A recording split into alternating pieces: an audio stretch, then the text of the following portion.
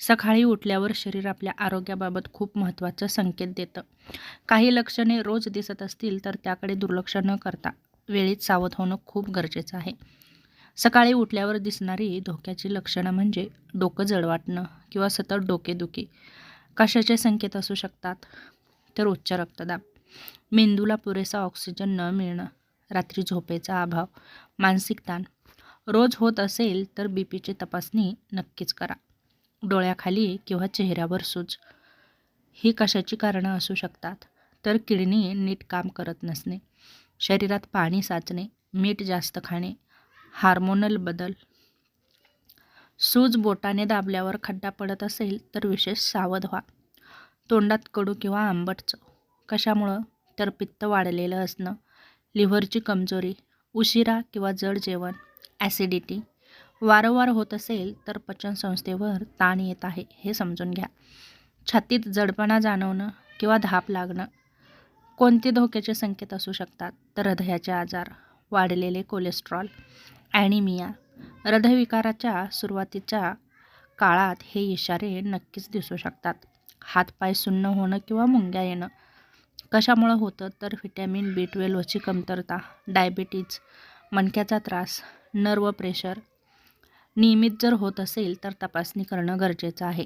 सकाळी उठताच थकवा जाणवणं, हे कशाचे संकेत असतात? तर खराब झोपेची गुणवत्ता, थायरॉईडची समस्या, शरीरात पोषण तत्वाची कमतरता, दीर्घकाळ मानसिक ताण. पूर्ण झोप असूनही थकवा वाटत असेल तर दुर्लक्ष करू नका.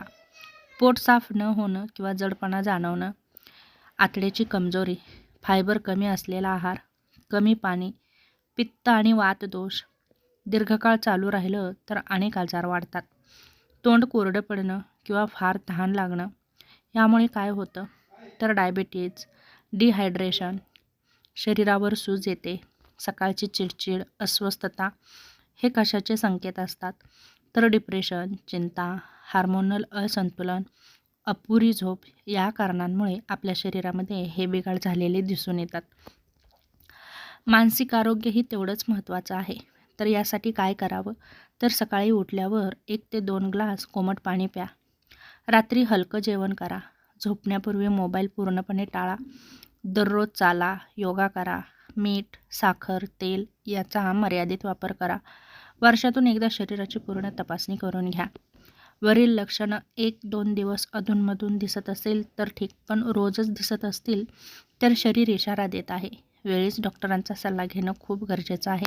अन्यथा गंभीर आजारामध्ये याचं रूपांतर नक्कीच होऊ शकतं. तेव्हा कोणताही विलंब न लावता डॉक्टरांचा योग्य तो सल्ला घेऊन नक्कीच तुम्ही उपचार घेऊ शकता.